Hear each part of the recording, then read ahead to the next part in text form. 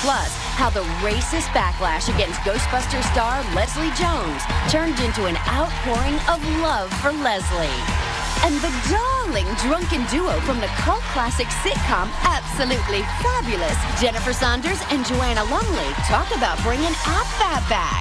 Get ready for Hot Topics, because The View starts right now with Whoopi, Joy Behar, Candace Cameron Bure, Raven Simone, and Paula Ferris.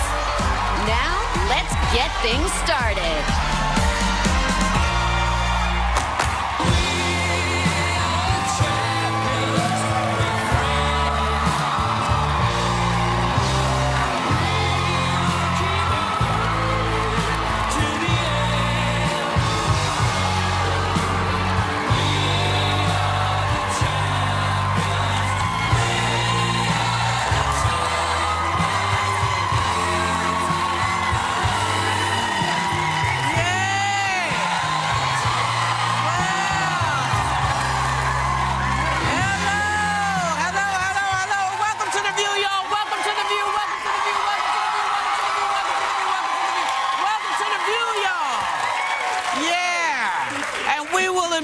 Right out front, we plagiarized that entrance.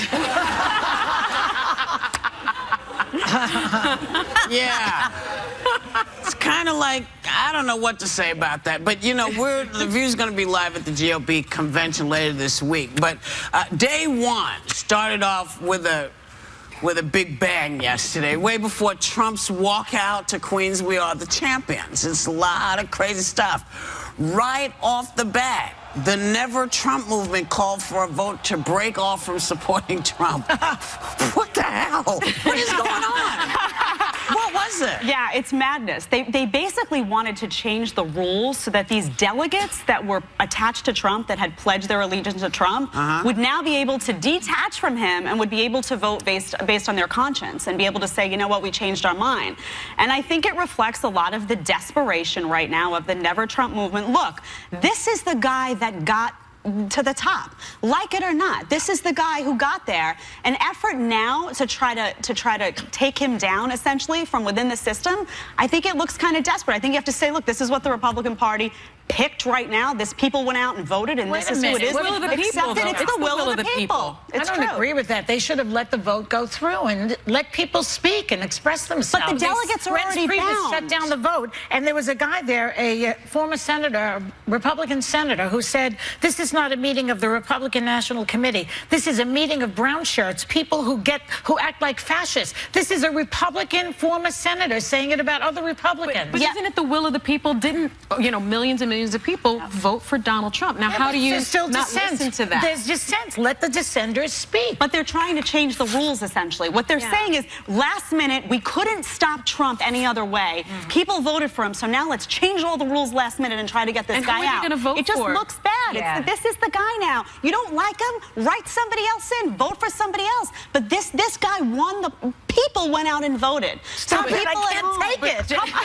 But I mean, did anybody mention why? I'm curious, did anyone from the Never Trump movement mention who they would vote for if that? No, they're not saying that as of yet. I think it's just not this guy. It's like, let's get him out of the way. Too late. You got exactly what you wanted. It's too bad. You got him now. Yeah, but we get him. Well, but you know, it depends. But you wanted him. Y'all thought it was a joke. Yeah. So one of the night's standouts was Melania Trump's speech, which sounded somewhat familiar to Michelle Obama's Democratic convention speech in 2008. Now, Trump's campaign manager calls any accusations of plagiarism crazy. But you know what? Been called crazy before. Let's play it for you, see what you think. You work hard for what you want in life. You work hard for what you want in life. That your word is your bond, that you do what you say you're going to do. That your word is your bond, and you do what you say and keep your promise. That you treat people with dignity and respect. That you treat people with respect. So, and I think you may have missed when Melania said, and Barack and I. Thank you, Robin. I gotta tell you, I mean, I watched her last night, and I just thought she looked so beautiful. And when she said, "Your word is your bond," I was like, oh, Melania's kind of hip, because the black community has been using that term, "word is your bond," right, for a really long time. Like Wu-Tang Clan, you know, Rakim, Big Daddy Kane. From the Bronx, when I would want to like gossip with someone, I would say, "Did you hear that Angie went out with so-and-so? Word is bond," which meant, right, which kind of meant like. So I was like, Melania's from the block. Wow. Yeah, and then I went to sleep. You can't have no more wine for you, okay? The best thing ever, though, was trending on Twitter. They're worried about Hillary. They should be worried about Twitter coming after them, because immediately famous Melania Trump quote started trending #1 on Twitter. If you didn't see it last night, go check it out today. It is a nonstop comedy show. Some of the quotes were Jesse Williams tweeted, "I have a dream," #famous Melania Trump quote. I also love, I shot the sheriff, but I did not shoot the deputy. I'm just a girl standing in front of a boy, asking him to love her. Notting Hill, people, come on. Don't you feel a little bit sorry for her? It's like she's worried. Don't send me back to Slovenia, please, no. You know, I feel sorry for her in a way. Because somebody sabotaged her, possibly. Yes. They're out to get her, maybe, or out to get Donald. The stupidest thing is that the man who's running Trump's campaign, Poor Manafort. He blames it on Hillary, said this is Hillary's way of, Hillary set this up because she's nervous about Melania being a strong woman. Yeah. It's like, dude, what are you talking about? Did Hillary write the speech? And I'm told that she was on the plane and said to Matt Lauer, She wrote the speech. She said most of it. She said, "I wrote this speech with a little help from Michelle Obama."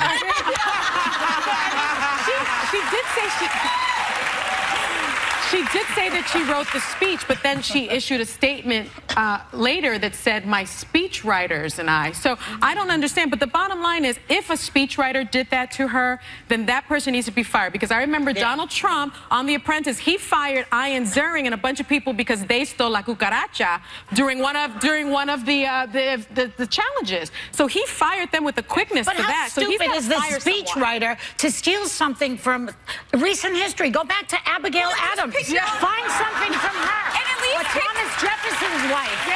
Wife of Michelle Obama. Don't pick the president and the first lady, who you have spent your whole campaign building off the backs of them, and then steal their speech. You would think it couldn't get any better. Yeah. And yet it does. Former New York Mayor Rudy Giuliani did his best to pump up the crowd last night, promising them what he did for New York, Trump will do for America. What'd you think of that? Well, I think he stole that speech from Mussolini.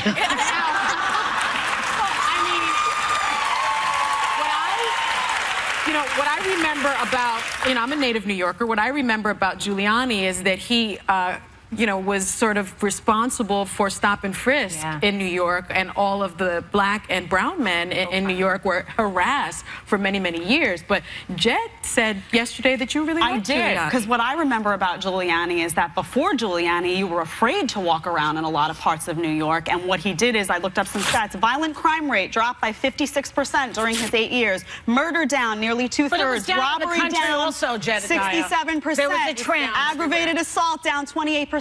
Anyone who lived in New York, I'm a New Yorker, I'm from New York, anyone who lives in New York knows that there was a major crime problem before he existed, that when he came in, he cleaned up a lot. And anybody who was here during 9/11, and I was caught up in that too, he knew that he unified. He didn't unify. What he did was he was on his way out, and he did what any mayor should have done, which was to say, hold on, I got you, Bloomy. We're going to do this thing. We'll get through this transition together. He's got a lot of nerve. what you did for this country and what you did for a lot of Latino and Black Americans, you should be ashamed of yourself. Yeah. You should be ashamed of yourself. I'm sorry. You know, and as a native New Yorker, been here as long as he has, you know, we go up and down in our state, in our city. We go up and down. Crime goes up, crime goes down. He might have had something to do with it, he took but a lot it's of credit. not. He took all the credit, and it's not all him. And he there were a lot of people. There were a lot of people. Yes, he did. He tramped on a lot of rights. But he also says, and this is my favorite, I took 600,000 people off welfare in New York. Liar. You didn't do that. The federal government said we got to make changes in the welfare system. You didn't do jack, man. And I know that, and I know how you feel about people because I've heard you the last couple of days. You talked about Black Lives Matter as being a racist organization. Did you see the face of the people who are marching, you bonehead? Easy. Did you see it? Easy, girl. This wasn't just black people. This wasn't just white people. This was a nation of people of all kinds of colors marching to make the country better. And what are you doing? Stirring the pot. Right. Oh, yeah. Oh, please, you know? Listen, I give credit where credit is due. I don't mind. You know, a lot of stuff happens, so we don't like all of it. But when you stand up and you act like you did it all by yourself, I have to call you out. You didn't do it all by yourself. No. The people of New York City helped you do what you did. We have more when we get back.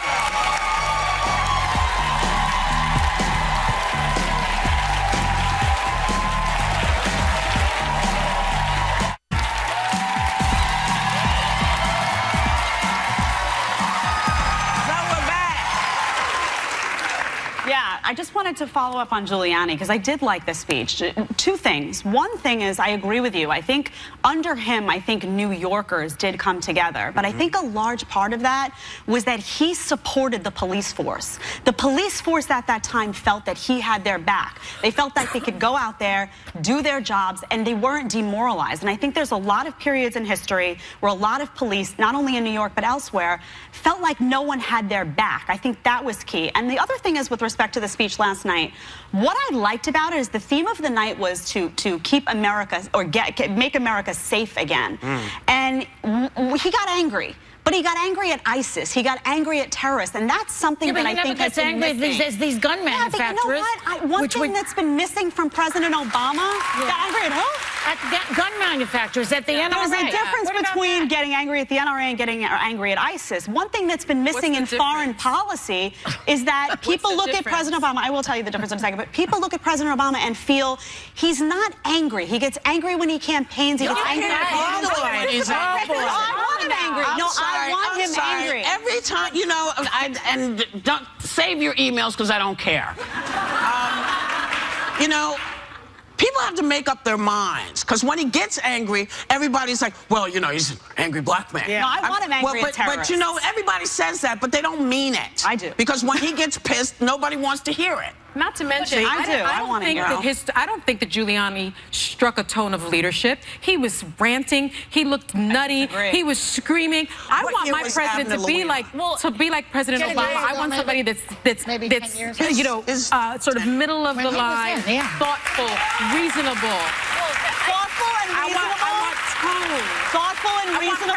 Presidential. No, thoughtful and reasonable does not work with ISIS, though. Thoughtful and reasonable works with us. But you know, Obama has a demeanor that's very comforting to people. He doesn't go berserk. It's also comforting to some people who want to hurt this country. It's comforting to Vladimir Putin. But the one it's comforting to Iran. So yelling at them is going to do it. Go ahead. Okay, ding, ding. The one thing that was really frustrating about watching last night is I found in the climate of our times right now, we needed more of a moderate attitude in regard to mood. And the one thing that I left with after that was this was so angry, so divisive, and it fed off the base of the party, not some of the other people that normally have messages. It's not all to one extreme, but I found they were, like when they were calling Obama, oh, he's not even a Christian. They were going after really low-hanging fruit, but it seemed to feed the group there, and it just got so, almost like it was a mob mentality. That idiot, who is it? Giuliani, there are times he speaks, I didn't like that he went so angry, because it fed Who's the idiot? I will also say, let's look up Bernie Kerik. okay, who was the head of the police at the time, was his chief. Right. Okay. He went to jail. I believe, yes, he did go to jail, you know. And I'm just saying, you know, I'm thinking of Abner Louima and all those other crazy things that we had going on. It might have been safe for some people. It wasn't safe for everybody. No, it wasn't. It wasn't safe for everybody. And, you know, he was our mayor, and he did the job that he did. But to take all that credit, and it's not that police didn't feel that their backs weren't had. You know, there became that code of silence again, where you couldn't hear anything, that there was no transparency with the police department or anybody else. Now, the guys who have come since, it's gotten better. Is it perfect? No, it's not. But it's not as bad as it was with Giuliani. As a person who grew up here, and like you've been here, I feel that way. You have to see it from another point of view, from a non-white person's point of view. It's not the same as a white person's point of view. A white person's point of view? No, it's not. I mean, if you're the victim of police brutality, then you have a different point of view. Absolutely. No, I agree with you. I agree with you. I'm just looking at the stats, and I'm just looking at my own personal experience. But I think it does show that, I mean, we both grew up in New York and had a very different perception and are able to sit at this table and talk about it. My perception of the police has always been great. I grew up with great police officers, which is why I have police officers in my life to this day. But I also know how they were treated by Giuliani. The cops? Yeah. Yeah, they were not thrilled with him. No. They were not thrilled with him or Bernie. But I'm not talking about Bernie because Bernie's not here. Not Bernie Sanders, another Bernie. Not Bernie Sanders. Not Joyce. When you say Bernie, I think of my Bernie. There are more than one white Bernard. Not to me. There's only Bernie Sanders. All right. So you know what?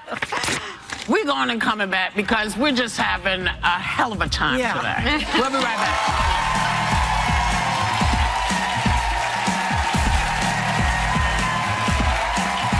To give you summer chic for a steal. So get to viewyourdeal.com now.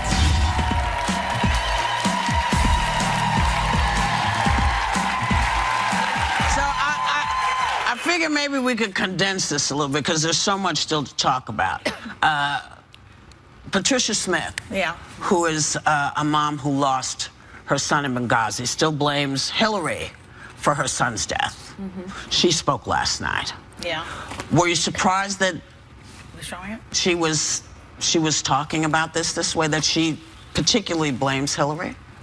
I mean, I feel for her every time I watch her speak because she lost her son. I think she feels lied to. I think she feels that Hillary Clinton, you know, she said this, wrote an email to her daughter the night of the attack saying it was terrorism, and then stood in front of the caskets on the rest of the world and blamed it on a YouTube video and feels deceived. And as someone looking at a mom who lost their child, if that were me, all I would be seeking would be answers and the truth. All I would want is somebody to tell me, how did my son die and why did my son die? Yeah, but you know, so when I watch that, I can't blame her for how she feels. It's inappropriate to put that at a convention, in my opinion. In when did Obama come in the first time? 2004, was it? 2008. 2008, okay. He didn't have 1,000 mothers up there who lost their boys in Iraq and say it's George Bush's fault. Because the man has class, that's why. This guy will do anything to get you to sympathize and attack Hillary Clinton.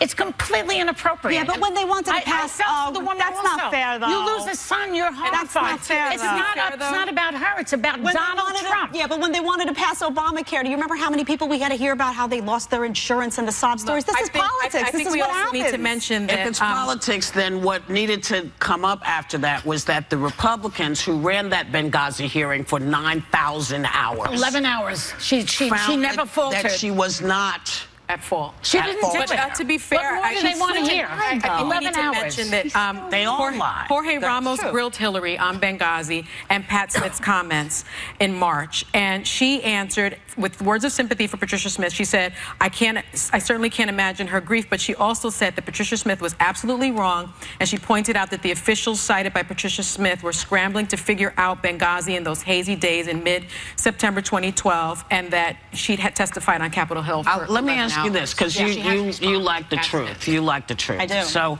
when Condoleezza Rice and Dick Cheney, Rumsfeld, Colin Powell said they were weapons of mass destruction.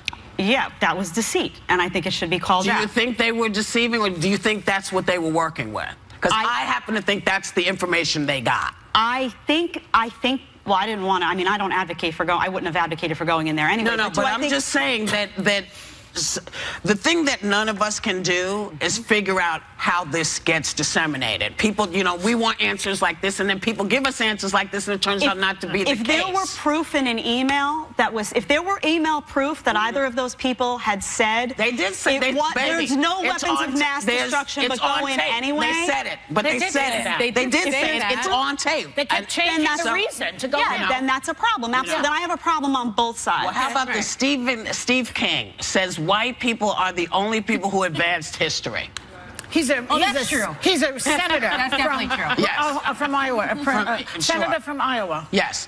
Basically, that white people are the only folks who had advanced history. That is such an ignorant statement. It makes me think he studied at Trump University. It is so ignorant and so stupid that you don't know any culture but your little people in your little state. It's very hateful. Who have the same color skin that you have. I'd like to remind him that open heart surgery was invented by a black man. I'd like to remind him that the watch don't even bother. He's not going to listen. Traffic lights were also invented by. But this country has been, things in this country have been invented by lots of different colored people. Well, he did say Western civilization, not black or not white people, just to be clear. Right, but he was basically saying white people. Maybe white people. That eliminates Asia. It eliminates Africa. Yes. And if this doesn't put a nail in this particular coffin, I don't know what will. Antonio Sabato Jr. He spoke yesterday. Yes, he apparently, and he still thinks Obama is a Muslim. Now, Antonio, also a victim of Trump University, I might say. There are a lot of people went there, apparently. Antonio, you can't have it both ways. Remember, originally you were pissed off because he knew Reverend Wright, and you were mad about him knowing Reverend Wright because he's a Christian. That's right. So what the hell? Make up your mind, Antonio. Make up your mind. We'll be right back.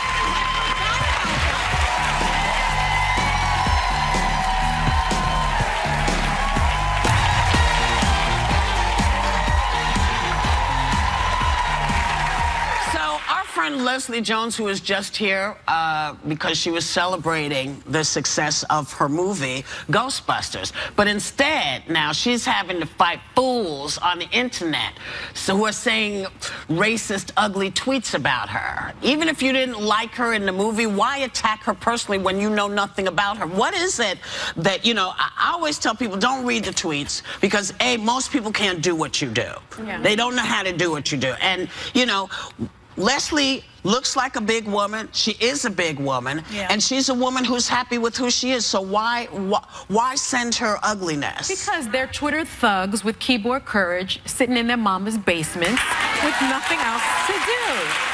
That's why. She started to retweet some of them, I think, to show what was being said to her. Like, isn't this awful? But it was sad because she finished with 2 tweets. She said, I feel like I'm in a personal hell. I didn't do anything to deserve this. It's just too much. It shouldn't be like this. So hurt right now. And then I leave Twitter tonight with tears and a very sad heart. All this because I did a movie. You can hate the movie, but the poop I got, inserting my own word, I got today wrong. Yeah. That's horrible. And, you know, talking about her face, comparing her to different animals. Of an ape. Who are you people? And can you do what she does? You can't, you chump. They're in their mother's basement. But you know what? They're in their mother's basement. People don't like you, they go to that. Yes, they go to race. I had a show on the radio. No one knew who I was. And someone used to call me and say, you're ugly. I said, I'm on the radio. You've never seen me. But they were so annoyed with my politics that they went to my looks. But you know, she's not doing politics. She made a movie, and you know, God bless her. She got a job, and she's working for her money. Exactly. What are you doing? They're typing. They're typing. When you look at the Oscars, how we talked a lot about race and what wasn't there. Here you're coming after a person who got a job, and a lot of the criticism is the role and the types of the way the character was portrayed. But as you mentioned over and over, She took a job. Someone else wrote this. Like, if you want to hate on, and I don't even think you should hate on that person, but the point is, you're coming after the person that said yes to a great opportunity. And I personally thought she was so funny in that movie. I went to see Ghostbusters. And you know what? I really enjoyed it. It's something that happens a lot on Twitter, and it just... I used to try to answer people too, and then I realized that you can't answer them because they don't want to hear. And don't let them feel heard by responding. I actually like, though, let me just say, I like that she answered them every now and then. If you get hate tweets, you ignore 10 of them. I like that she answered them only because I think that's a way to expose some of these horrible people for who they are. And it showcases, but it also showcases when people say things like racism don't exist, that this doesn't exist and that doesn't exist. When you showcase that, you're showing the world this does exist. And this is something I have to validate. You're right about that. That's okay if you've been doing this a long time. Yeah. And you can take it. But this is insidious. I know, but I want to say this. It's insidious because if you want to hurt somebody, if that's how you get your rocks off, do it to yourself. No, but they don't. Do it to yourself. You know, look yourself in the mirror. Can you really stand up to who she is? You can't. No. And you never will be able to. Because the ugly, you can have all this and be fantastic, but your ugly is here and it will never get better. We'll be right back.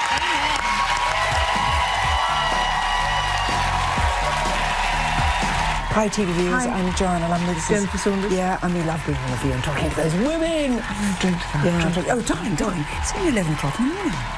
But it's 6 o'clock in the UK. Happy hour. Fine. Cheers, sweeties. He goes. Wake her up. Tomorrow on The View, we've got Tell 'em, Whoopi. More. Hot chocolate. And we've got so much more. Because Oscar winner Julianne Moore comes to our house. But wait, there's even more. Because we've got your convention. Okay, well, you know, Fab, Absolutely Fabulous, was the gold standard of edgy and outrageous sitcoms in the 1990s. And now that selfish champagne swilling show duo that we love, Adina and Patsy, have finally made it to the big screen. Take a look. Oh, I want to go in there, but I have to go past that big mirror. I think I am now officially fatter sideways than I am front on, darling. Darling, you don't need those. I am your mirror. How do I look? Fabulous. Thank you. Please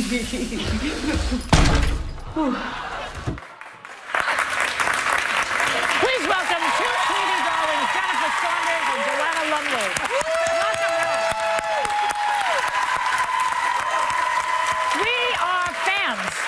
We are fans, as you can see from this response we're getting. Amazing. We are fans. Amazing. You guys were like so, innovative in a way. You know, it was the early 90s. You're pill poppers, you're drunks, you're chasing men, you're saying whatever comes into your head. It was actually rather, unusual to see that. Very refreshing. and very advanced in a way, Well, for television in America. In America, yeah. And I think, well, we started it on BBC Two, which is the smaller channel in the UK. So we had a bit more freedom, they didn't mind. And you could smoke on TV yes, then. You could. I mean, now you can't smoke anywhere. No. Even in your own home. Even if you're walking fast, you can't smoke. You can't smoke anywhere. But you wrote the movie? Yes. And the sitcom, yeah. Yeah. Pretty good. Wow. You spent a lot of your career as a model and actress, but you had never done anything quite like Ab Fab. So when you got the script... Oh, it was awesome. It was extraordinary. It's very rare when you get a script coming through the letterbox to look at it and really think, I can't lose this. But I'd never met Jennifer. I knew who she was because she had this very famous show, French and Saunders, which she did a double act with Dawn French, and it was very funny and comedic, and they were outrageous anyway. But I went along to meet her, and we had to sit, actually we were sitting pretty much like this to read through it, a scene in a taxi. But she hadn't written how Patsy would be, so I just didn't know how to be. And I was just a bit boring, and Jennifer, who is a bit shyer, which is shy would be a good word? Yes. A little bit shyer in those days, didn't say much, and I went back to my agents and said, get me out of this, because she doesn't like me. But this was intimidating, because she was like the queen. I mean, Joanna Lumley, you were like the queen in England, so it was like, how do we make her lowlife? Now, Whoopi, one thing I didn't know was... Wait a minute, she says low life, you say Whoopi? Yeah. Word association, I went the wrong direction. I got it. I understand. Now, you were in one of the original episodes. Yes. You were playing a marriage counselor at an LGBT center. Yes. What do you guys remember about that day? All of you. It was too funny. I remember that she didn't know one line of the script. No. But No. But the lines she came out with were funnier than the script anyway, so we just kept them. You improv with these guys? I did. That's amazing. I know. Yeah. It was so funny.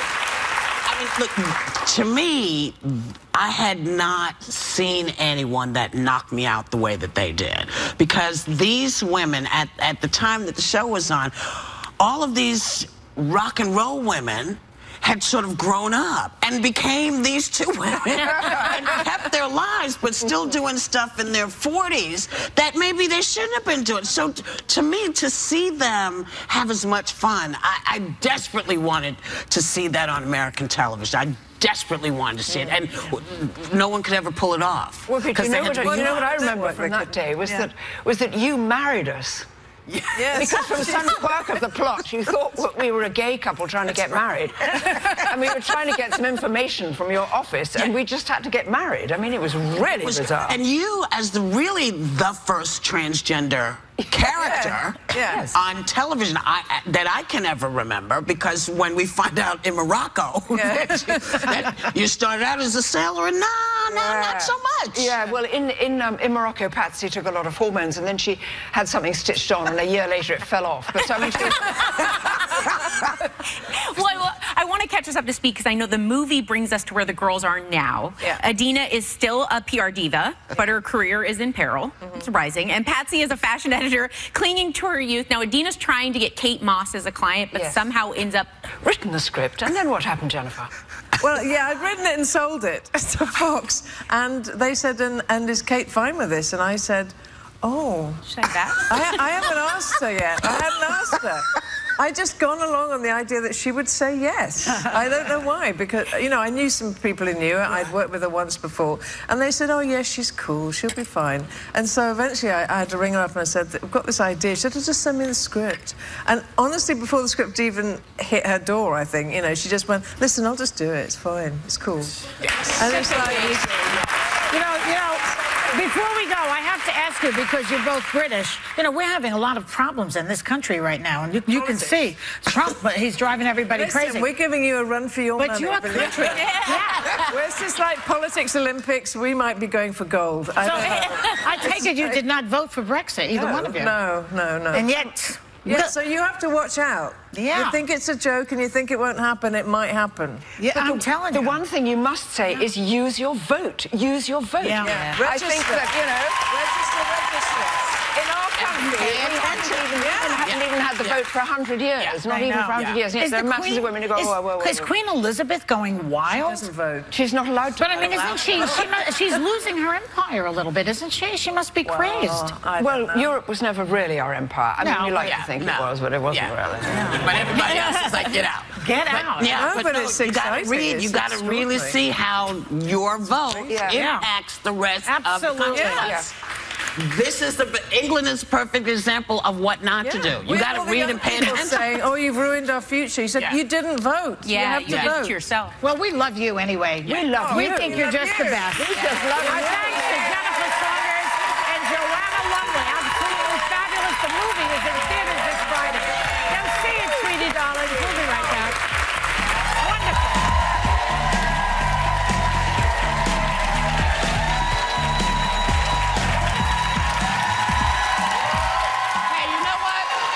We've been sort of watching what's going on the internet, and Melania's being really getting beaten up a lot. And we want to pose this question to all your folks.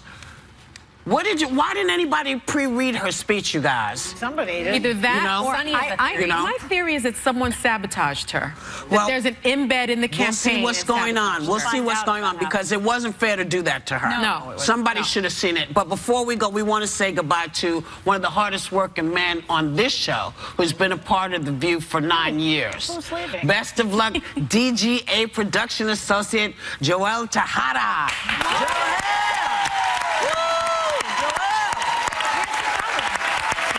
He's taking another job. He's taking another job. People roll on and grow into different things, and we'll miss him because he's been a great kid to have around. Yeah, that's awesome. Did you see that big fly? There's a giant fly flying around. And we just want to say to you, have a great day. Take a little time to enjoy The View.